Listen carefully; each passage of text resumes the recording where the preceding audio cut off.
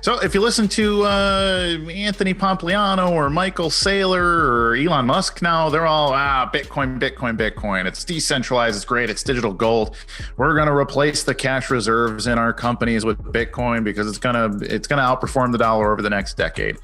Maybe it will. They might be right. However, that's not really what Bitcoin was designed to do. If you go back and look at the Bitcoin white paper and look at any of the hundreds and hundreds and hundreds of messages that Satoshi said publicly to everybody, he talked to all these people that are involved in the conversation today. But I mean, you can see conversations with him talking to guys like Dan Larimer from EOS or even guys like Jeff Garzik and tons of conversation with Mike Hearn, Gavin Andreessen, and a lot of the old school Bitcoin people answering questions as to what Bitcoin is for. Well, from 2008 to late 2010, Satoshi just continued to tell people, hey, you can bootstrap an email service right on top of Bitcoin, or you can run an adult website right on top of Bitcoin. You can tokenize payments. You can do all this cool stuff. And people just kept arguing with him. Oh, no. Everybody's got to run a node and it's got to be more secure and it's got to be all these things. And Satoshi just keeps telling people, hey, why is this so unclear to you? Why do you keep trying to turn it into something else? We have these failed experiments from the late 90s into the early 2000s. We got eCash, DigiCash, DigiGold, eGold, all these things from David Chaum and Nick Szabo and some of these other cypherpunk guys. And he keeps saying, there's a reason you guys continue to fail, and it's because you keep thinking that this decentralized meme is the thing that makes money valuable. And in part, it is. Distribution matters. He was also very clear about the need to fight the central banks because the central banks will debase the currency. But these were side notes to Bitcoin. Satoshi was very clear that Bitcoin was an efficient payment system. Now, all of a sudden, in late 2010 and early 2011, Satoshi very clearly got very frustrated with the fact that nobody understood what the hell he was talking about. And he wrote his last message to the lead developer, Gavin Andreessen, at the time, and basically saying, like, in private, hey, I'm just going to hand this off to you at this point. And then and said, stop talking about pirate money. Stop being I don't want to be the shadowy figure. Like, I shouldn't be a shadowy figure, and Bitcoin shouldn't be a shadowy thing. It is a business tool. It is a tool meant to shine a light in the darkness, reduce payment friction, and increase data integrity around the world.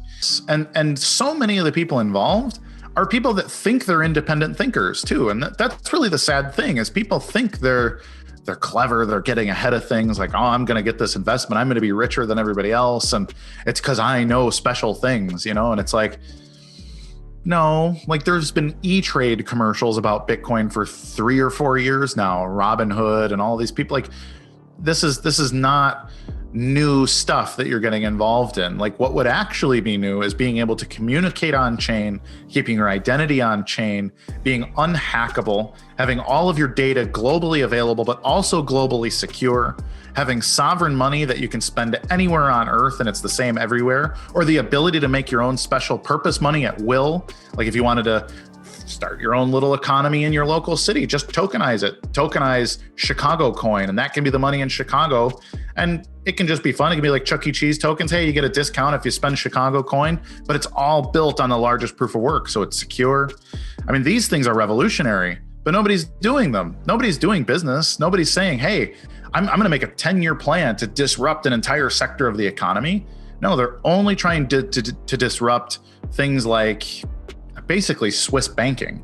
That's the only thing anybody thinks to disrupt now is hey, everyone should have a Swiss bank in their pocket, and then DeFi can, grow 16% APR. Can you explain what a block is and why the block size is important and how that all works into the transactions coming through? So there's this magical thing that everyone's talking about called the blockchain.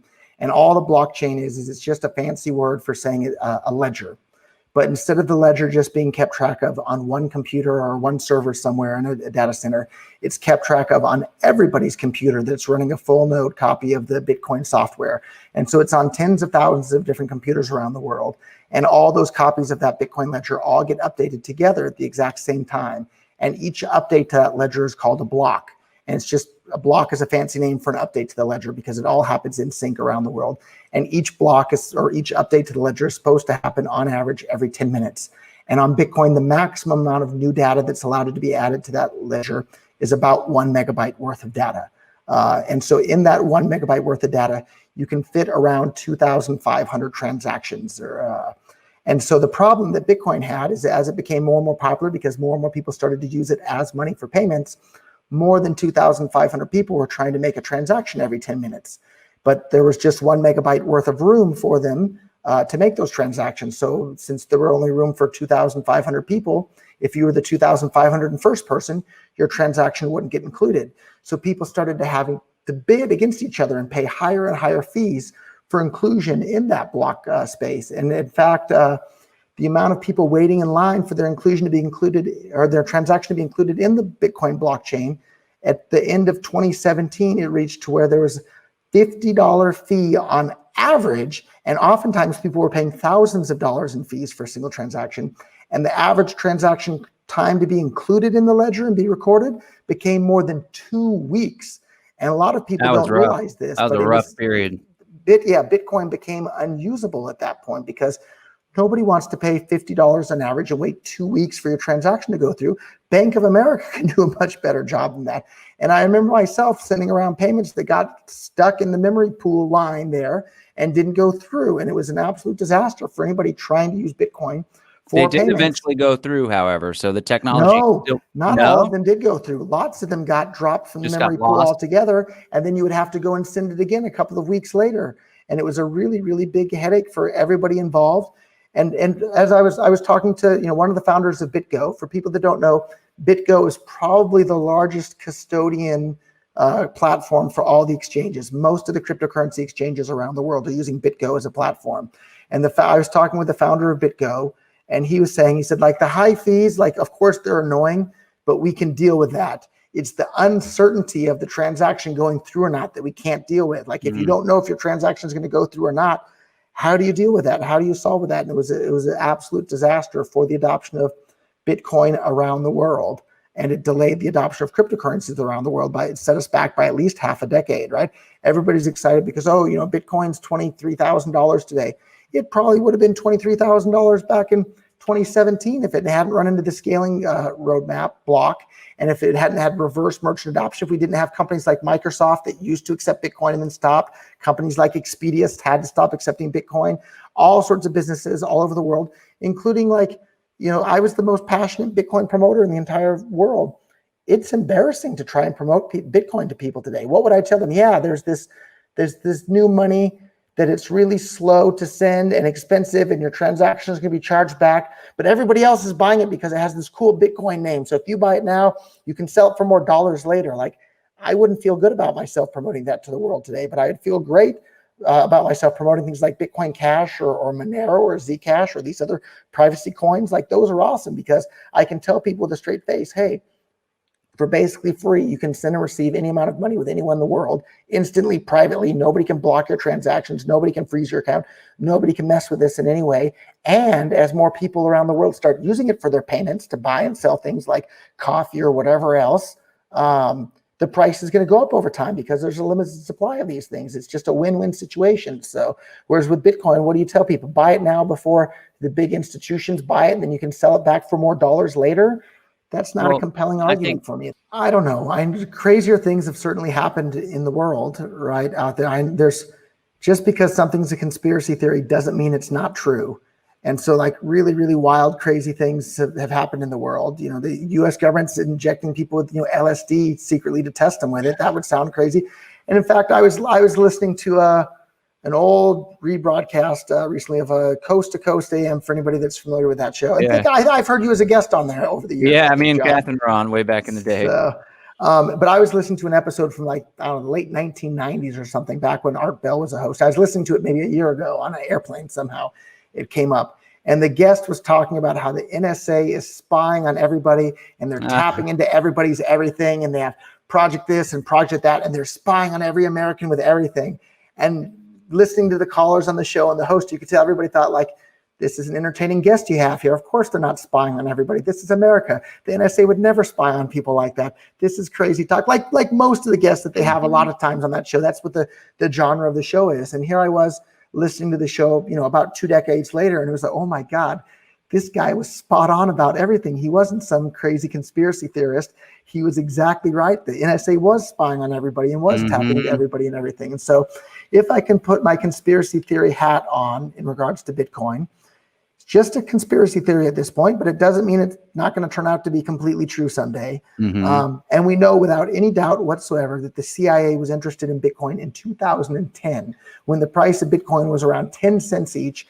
The CIA reached out to Gavin Andreessen, one of the early Bitcoin adopters, another libertarian voluntarist type, and asked him, hey, can you explain Bitcoin to us? We're interested in this. And so he explained Bitcoin to them. And you have to ask yourself, why would the US government be interested in Bitcoin so early on? Well, one of the reasons is because the US dollar is the reserve currency of the entire world. If suddenly a peer-to-peer electronic cash system that can't be shut down, can't be controlled, can't be monitored and tracked, and that anybody all over the planet can use to send and receive money, the US dollar is going to lose its reserve currency status around the world. And so if I put on my evil, US government hat on, and that I wanted to make sure the US dollar continues to be the reserve currency of the world, I would want to do everything I could to disrupt Bitcoin from being usable as cash. And one of the most effective ways you could do that would be to limit the block size on Bitcoin so that people could no longer use it as cash, and then change the narrative of Bitcoin's not supposed to be a peer-to-peer electronic cash system, like in the very title of the white paper that describes what Bitcoin is. No, you guys have it all wrong. It's just supposed to be a store of value that you hold and you don't actually do anything with. And they successfully, whether it was the US government or whoever out there, the narrative successfully shifted about Bitcoin, that it's not supposed to be peer-to-peer cash for the world now. It's supposed to be the store of value. And then they also tricked a bunch of people. Yeah, there it is, the title of the actual white paper. It's right there, a peer-to-peer electronic cash system. Yet people now today, if you say that Bitcoin's supposed to be peer-to-peer electronic cash, they get furious and they say, no, it's not. You're a scammer for even saying such a crazy thing as that. And then they promised everybody the world that, the Lightning Network will fix everything, but it never did. And it's not a conspiracy theory now too. We know that the NSA was intentionally having their employees get jobs at encryption companies and then introduce weaknesses in the encryption so that the NSA could continue to spy on people so people wouldn't have good encryption. What makes you think that they wouldn't do the same sort of thing to disrupt Bitcoin as well? And in fact, we know without any doubt, Peter Todd, somebody who I met in early Bitcoin, he even admits that he was funded. The money came directly from somebody claiming to work for U.S. intelligence agency. They funded this very well done propaganda video against Bitcoin being able to scale the blocks to continue to be money for the world. It was called, keep Bitcoin blocks small to keep it decentralized or something like that. You could find it on YouTube there. That's doublethink. And it's absolute doublethink. And one thing that made me kind of think was strange about Peter Todd, I think I've met you a number of years at the different anarcho-polko conferences there as well, John. Another, if you don't know what that, I think most of your listeners will be familiar with that conference as well. Another wonderful conference where you can meet all sorts of, voluntarists there. Wonderful, wonderful experience. Peter Todd came to that first anarcho-polko there, and he was there, and he was just kind of watching and didn't talk. He's a quiet guy to begin with, but didn't seem to know or care a whole lot about the libertarian stuff there. And then he never came to another one ever again. And that just seemed really strange. I mean, again, this is just complete conspiracy theory hat stuff for me at this point. But most people I met at Anarcho-Polko, they had such a wonderful time and loved it and so many interesting conversations. They want to go every single year and they want to go again and again and again. Peter Todd didn't have any of that. And Peter Todd, for those that don't know, he's the guy that put out the propaganda video claiming to keep the blocks small on Bitcoin. And then he's also the guy that introduced this thing on Bitcoin called replace by fee, which basically made Bitcoin transactions, it changed them. They used to be, once you sent it, that's it. The transaction's not going to be reversed. The money's yours. They changed it so that Bitcoin transactions could be reversed, and not just be reversed for a few minutes. When the blocks are full, the transactions can be reversed for hours, days, or even weeks, depending on how big the backlog is in Bitcoin. So at the end of 2017, you could reverse Bitcoin transactions waiting to be included in a block for 2 weeks on average. And then they've implemented that's standard now for Bitcoin. You can reverse Bitcoin transactions. In fact, there's another video on YouTube where the guy was demonstrating this with a wallet, interestingly enough, put out by Blockstream called Green Wallet. He bought something with Bitcoin, bought coffee at some merchant, and then walked right out the store. And he did this with the merchant's permission. Walked outside the store, and then did a chargeback on his Bitcoin and got his Bitcoin back for the coffee that he had just paid. And Is they that like did this double spending? I thought we were supposed to be avoiding double spending. It is double spending, but they intentionally made double spending incredibly easy to do on Bitcoin, which anybody that was trying to use Bitcoin for payments, and for those that don't know, I started BitcoinStore.com, the first major e-commerce website that really put Bitcoin on the map for all the national news media. They always say, oh, Bitcoin, yeah, what could you buy with it? When I launched BitcoinStore.com in 2012, we can now say, oh, you can buy more than 500,000 consumer electronics products with Bitcoin, and most of the prices are cheaper than Amazon too. And it really changed the narrative out there, because before that, I was like, oh, you can buy some dope on the dark net or buy some alpaca socks. Now it's you can buy, 500,000 different products. It was a really big deal. And this stupid replace by fee thing that made it easy for people to do double spends on Bitcoin, it makes it hard for merchants to accept Bitcoin for payments.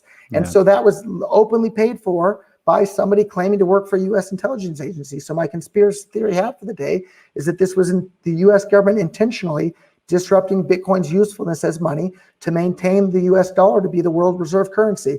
I don't have real super strong evidence of that, but there's a lot of really interesting circumstantial evidence out there about that. And maybe in a decade or two later, WikiLeaks will leak some papers and it'll turn out that was all true. And I've been around this long enough. I remember in June of 2011, Bitcoin for the first time ever had like a first, really big run up, or at least the first one I experienced. Maybe people felt the same way when it went from 1 penny to 10 pennies, but I watched it go from like a little over $1 to $30 in the course of just a couple of weeks there. And the worldwide, media attention was focused on Bitcoin, and people were really starting to pay attention. The only discussion platform for Bitcoin at that time was BitcoinTalk.org. And when Bitcoin hit $30, it was flooded with new accounts that nobody knew, that were unrecognized names, just posting absolutely, trivial fluff on the forums, flooding the forums with so many posts that it became impossible to actually discuss Bitcoin with the other people that wanted to discuss Bitcoin. So that was something all the way back in June of 2011 in which the communication channels for Bitcoin were shut down. So who would have done that? Well, probably some entity that has a lot to lose if cryptocurrencies get a lot of traction. So it's either some, credit card type company or big bank or a nation state. And I think the nation state is the most likely one. And the fact that the CIA had already contacted Gavin, wanting him to come and meet with him and explain it to him, maybe that's a likely target. So I think that, state actors have been trying to disrupt Bitcoin since at least June of 2013. I'm sorry, 2011. Yeah, 2011. And I think it's probably gone on to this very day. And I think they're just delaying the inevitable, but they've delayed it by, at least half a decade here. And I'd love to hear your guys' thoughts as to, why didn't they just raise the block size? Why do we have 2,000 altcoins now? What? Yeah, well, it seems almost. Hats and tell me. So there's a great quote from on 2011. Sorry, Isaac, but I want to get this in. There's a great quote from 2011. It's June 29th, 2011.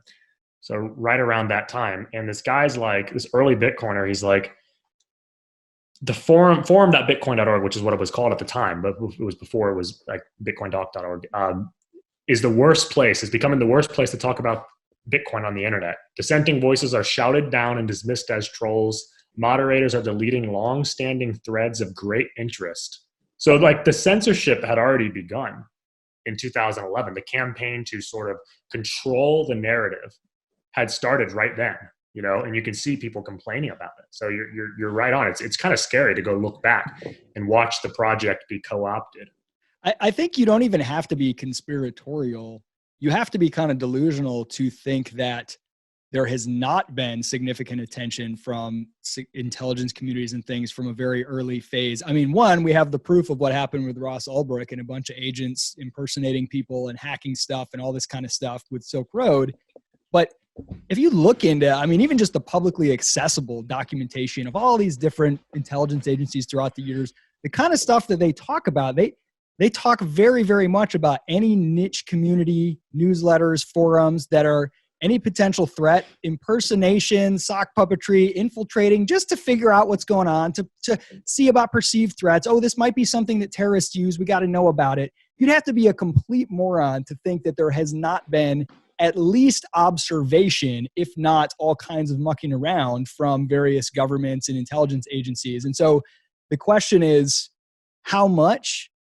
To what end, and what kind of manipulation has been going on? And you can you can put together some stories that are frankly more plausible than any alternative about a lot of things that happen to censor forums, cripple things that, whether directly or indirectly, this was certainly not something that nation states were upset about, that the Bitcoin getting, totally screwed up. So I don't think you have to get that crazy. I think you have to be pretty naive to assume that hasn't been going on and isn't still going on. Yeah, and when you dive into more of the technical details, the idea of capping the blocks at 1 megabyte is not in the realm of being reasonable. It's honestly not. A 1 megabyte block it doesn't even make sense. It's not like you could talk about Bitcoin as a system and say, well, maybe the top is like 100 megs. I mean, maybe you could make that. I think it's a bad argument, but maybe you can make that argument. But 1 megabyte, it doesn't make any sense. I just posted a thing today. I saw a news article that said there was new internet technology they're working on that had speeds of 44 terabits per second. So that would be like, let's see. Gigamegs. That would be like, I think 3 billion times the more throughput possible on that, right? Like 600 times, well, something like, you're literally talking this potential scale for the transmission of data as maybe billions now in the near future. So we're not even close. And I think when you see that, the plausibility of Bitcoin being intentionally derailed from the top just makes a lot more sense. And then, you read, like Derek just reposted this thing that I forgot about when it happened, but it was a big deal. And then suddenly it disappeared, which is Peter Todd. How did his emails get released about this? So the backstory is that this guy appears out of nowhere named John Dillon. John Dillon posts on the Bitcoin dev mailing list, and he's like, I'm offering a $500 reward for anyone who wants to do RBF, implement RBF, and replace by fee. And he raises which breaks the most magical use case of Bitcoin. Breaks Bitcoin. And then he raises it to $1,000. And so Peter Todd posts on Bitcoin Talk, and he's like, I'm thinking about claiming this bounty. And so this is like March of 2013, maybe, I think. I don't remember the dates exactly, but anyway, so Peter Todd then releases this video, and releases a video like several months later, and it's like the first video arguing for small blocks. And this is a radical video arguing that the block size can never be raised. It's like, and everybody was shitting on. The community was actually, in fairness, at that time, shitting on that video. Everybody's crap. And as someone who's commissioned videos, that wasn't a cheap video to make. It probably cost at least $10,000 to make that video. That wasn't a cheap video. Back in the day, yes. My first 2-minute promotional video for Praxis cost $10,000. Yeah, and this is still a professional video. So it's 2013, and it still looks like it could have been made today. So you know that a lot of energy and time was put into this, and it's very kind of Orwellian when you watch it. But then, several months after that, John Dillon's emails are released. That's what it was. Someone hacked his emails and releases a big paste bin file. And you go through and you read his emails to Peter Todd, and one of the things he says is that he works high up in U.S. intelligence. He explicitly says this, and he tells him that he's trying to make up for his crimes, but of course that's what they would say, right? I mean, they're not going to say, "Hey, I'm trying to," I don't think Peter Todd was necessarily working hand in hand openly with the state. He was a patsy. He was just a puppet. I think a guy showed up and said, "Hey, I care about freedom. Yeah, I work for the state, but I really side with Snowden. By the way, here's a bunch of money. I want you to do RBF, and I want you to make a video limiting the block size to 1 megabyte." And there was also some other interesting, really odd things too that were done. So he had a conversation with Greg Maxwell about something, and he was trying to send Greg Maxwell 5.1 Bitcoin. And those Bitcoin later, from that address he shared, later ended up in the address that was owned by the FBI. The FBI. Yeah, which is really weird. And so Greg Maxwell says those emails were that email was hacked and that had the private key. And it's true, he did put the private key in those emails. But why were they sent to the FBI Bitcoin address? The whole thing. I think it was the same address they were holding the Silk Road funds. It was. It had 150,000 Bitcoin previously in it. So it's all so weird. But what we do know at the very least is that a guy who said he was in U.S. intelligence, who disappears who appeared out of nowhere, then disappears, supported RBF and not only supported, that would be understatement, paid for RBF and the first video about limiting the block size to 1 megabyte. The video was so radical that at the time, Greg Maxwell actually responded and said, I'm worried this video is going to make people think that we can't raise the block size at all. He actually says that in the response. So you know at the time, this is pre-Blockstream, of course. You know at the time that the video was so crazy. And ours is anarchic rhetoric, status execution. Of all the criticisms that are made of core, one criticism that's hardly ever made is that these guys are a bunch of statists. Why? Because they have mastered anarchist rhetoric. They're utterly brilliant at using the language of freedom to talk about something in a way that convinces people to adopt a status-friendly mode of execution. Like, what's all the language around the big blocks? Oh, keep it decentralized, make it unconfiscatable, make it censorship resistant. And that's the very thing that's being proposed here, right? Is that this is essentially a status co-op. But you'll never hear that criticism. Even when we criticize the big blocks, we don't really call them status. And I think if I were to put my conspiracy hat on and say, I wanted to deceive the crypto community, I would make sure that I would use the language of freedom in those spaces where freedom is least respected. I think that's an awesome point, TK. And also what you might do if you were part of the intelligence agencies, you would try to prey on those minds which might be partial to freedom, but have some type of limitation so they don't understand economics. They don't understand how the system of Bitcoin is going to work. So they're going to plant their flag and say, I am a good Bible-carrying anarchist. And that's why we need 1 megabyte blocks in the core devs to maintain. Exactly. Like, that's exactly what you would do if you were a clever intelligence official. The criminals and the banks have always been very closely tied. And you'll hear this a little bit when people are like, Bitcoin's used for laundering money. And the response is, well, HSBC was laundering money for the cartels. You hear these responses, right? And it's like, well, yeah, of course they are, because they're the same people that are controlling Bitcoin. This is a side venture. This is an investment for them that if Bitcoin becomes this de facto standard, then they're still just doing business the way they always were. The big banks, the big central banks, all these people, a lot of the people working in there are criminals. They are connected to criminal cartels, and they're laundering money that way. They get busted for it all the time. You just don't hear much about it. They carry on operating. Exactly, because they also own the big media in the real world too. That's the thing, the New York Times and CNN, like, these things aren't just owned by a guy. They're owned in part, they're owned in pieces by big financial players. So it's big financial players playing the same game across the entire economy. Well, Satoshi didn't exactly disappear. It looks more like he was robbed. So all of a sudden, Bitcoin.org got taken over. The Bitcoin repo, which was on a centralized repo called SourceForge, was copy and pasted over to GitHub and turned into a community project.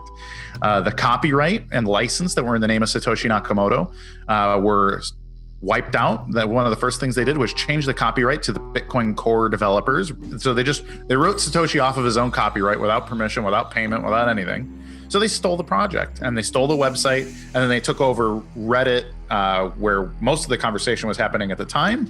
And then they created a new website called Bitcoin Talk, which copy and pasted all of the information from Bitcoin.org, which Satoshi controlled, and they turned it into this forum that they controlled.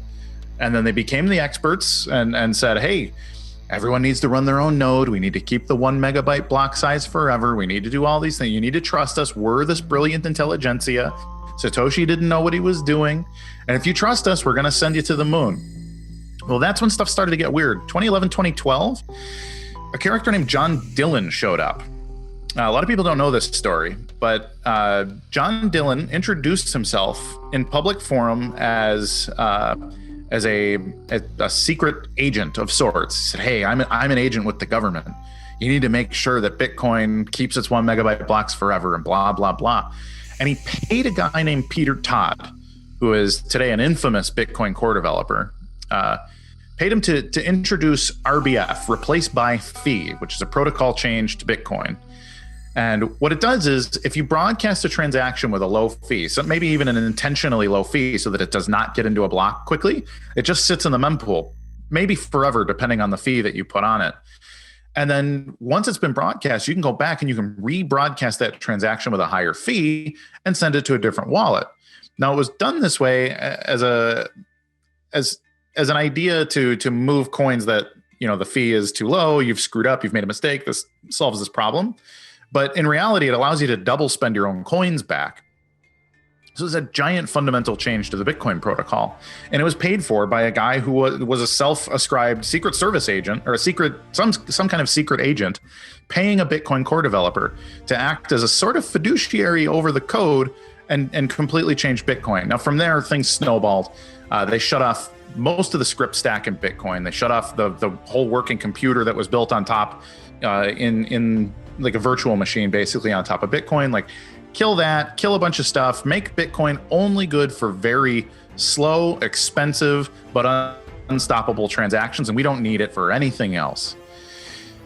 Then all of a sudden in 2015, after years of debate about the roadmap, a company called Blockstream was formed. Blockstream they get a lot of heat for being the head of the dragon, but they're not the head of the dragon. They're a puppet too. But Blockstream came out looking for money. They started asking, hey, we want to raise money. We would like a Series A, a seed round, whatever, and we want to be professional Bitcoin developers. Well, a bunch of venture capitalists and stuff looked at it and said, well, how do you make money? There's no profit in this, so you're not going to make any money doing any of this. So a lot of people said no. In fact, some venture capitalists that I know in real life looked at it and said, why would you do this? This doesn't make any sense. Well, then all of a sudden they get a $55 million payment from a company called AXA Insurance, which if you're in Europe, there's AXA branches all over the place. They're a major European financial institution, and they have a ventures arm. Curiously, at the time, the CEO of AXA is a guy named Henri de Castries. Henri de Castries is a French multi-billionaire. He's also the president, or he was the president at the time, of the Bilderberg Group, which, if anybody reads about conspiracy news or any of that, the Bilderberg Group is basically the shadiest, shadowiest group of like central banking kings, queens, people. Kings and it's the CEOs of the major companies. Yeah. It's the heads of the major states of the world. It's large media CEOs. 1% of the 1%, basically.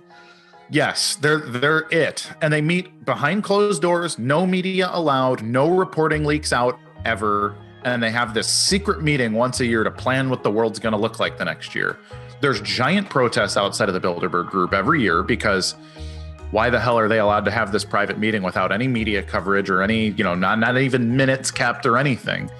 And so these people are planning the entire world, and not just a member. This is Henri de Castries is not just a member. He was the president of the Bilderberg Group. Paid $55 million to help found this company Blockstream to professionalize Bitcoin developers. So now you take these poor coders, software guys, and say, hey, now you're making a few $100,000 a year to develop what I want on Bitcoin. Who's going to debate with you as the professional developer? They like to say, well, we make the software and people choose to run it. Well, I mean, who's going to fight, right? Who's going to argue? Because they control this narrative. Now, it's not just Blockstream. If you look at who else is involved in this, so Blockstream also has ties to Digital Currency Group and Blockchain Capital and Digital Garage. These are all other big venture capital groups. And if you go one step up, they all have very close connections to MasterCard, which I mentioned on my live stream last week. Yeah. So now we have the giant central banking cabal and MasterCard all trying to steer heavily. I mean, they're not just suggesting. It's not like they just are making suggestions on Twitter like, hey, this is what Bitcoin should look like. They're saying, let's put some money together. Let's pay every single developer to do whatever it is we want. And then from there, all of a sudden, Bitcoin can't scale. Bitcoin can't do any of these things unless you use Lightning Labs technology, which again is another company owned by Digital Currency Group and MasterCard. And then you can also use Coinbase and just use your credit card or your debit card from Coinbase, which again, Coinbase is also owned by Digital Currency Group, MasterCard, same people. So all of a sudden, you've got this walled garden of things that, under the guise of decentralization, there's just pennies going to MasterCard all the time. And so what they've done is they said, we're just going to turn this into a payment vehicle. It's just a payment rail that puts money in our pockets. And we're going to tell people that they're revolutionaries. This is going to change the world. You're revolutionaries. You're cypherpunks. You're super cool here. And you're not. You are using a controlled protocol that was managed by paid developers who are bolstered by paid media. Look at who owns Cointelegraph, CoinDesk, Bitcoinist, all of these other publications. Ooh. So it goes right up the same chain, goes right up to MasterCard, Digital Currency Group. Look at Grayscale Investments. Look at these companies. So here's what's really cool. If you want people to take a look, go to Digital Currency Group. I believe it's dcg.com/portfolio. So I was going to say, some people are going to say, okay, Kurt, show us some proof. Where can we see this? Please carry on. Yeah. Just Google it. Google Digital Currency Group portfolio. The first page that comes up on Google will show you every single property owned by Digital Currency Group. And it's everybody. It's every exchange you use. It's every wallet you use. It's every developer group. It's all the interconnected liquidity providers. It's everybody from BitGo and Fireblocks that are doing big custody for the big groups. It's all the exchanges. It's Kraken, it's Coinbase, it's Abra Wallet. It's hundreds. It's 99% of the brands that you see in the crypto space are all controlled by a giant venture capital group that is itself a giant partner in MasterCard. So basically, sorry to interrupt, 99% of the people in crypto think that they are revolutionaries. They think that crypto is anti-bank. They think they stepped outside the system, whereas nothing could be further from the truth. They are being conned. In fact, they are playing right into the hands of MasterCard, of Federal Reserve, of the Bilderbergers. Yes, absolutely. And it's funny because it's also the influencers, and it started in places like Reddit, and it started when Bitcoin.org got taken over and moved to Bitcoin Talk. Like, it's little things, and these are the little things where you're like, well, it's the internet. This is just trolling. But I mean, you and I, there were people trolling you for saying that I was going to be on your show today. All of a sudden, you get these cartoons on Twitter saying, "Oh, haha, this is going to be stupid. What an idiot!" And it's like, okay, well, who are you? What is this account? Why is there always, when you start to mention where their money comes from, all of a sudden there's these anonymous cartoons on Twitter and everybody else that start saying, yeah, they start to pick you apart. They start, calling me a scammer and all these things. I'm not selling anything. I'm a historian. So I point these things out, and this is what's called in technology, this is called a Sybil attack. What a Sybil attack is when people are pretending to be one thing, but they're actually all working for a malicious actor. And that malicious actor, in my opinion, I think it's very clear. Like, I don't think that it's even really debatable that MasterCard and the central banking interests are pulling the puppet strings of basically the entire crypto space. And like you said, we're acting like we're anti-bank, we're this revolutionary group, and meet the new boss, same as the old boss, unfortunately. In regards to influencers, I've been doing a little bit of research. Now, I know that my channel is shadow banned, it's blatant. I've looked at forums, I've looked at social media, managers, promoters, I looked at the numbers, and certain influencers, I believe, in the space, this is where they get approached by hedge funds and say, look, we'll give you money, we'll promote your channel, it'll be one of the biggest in the space.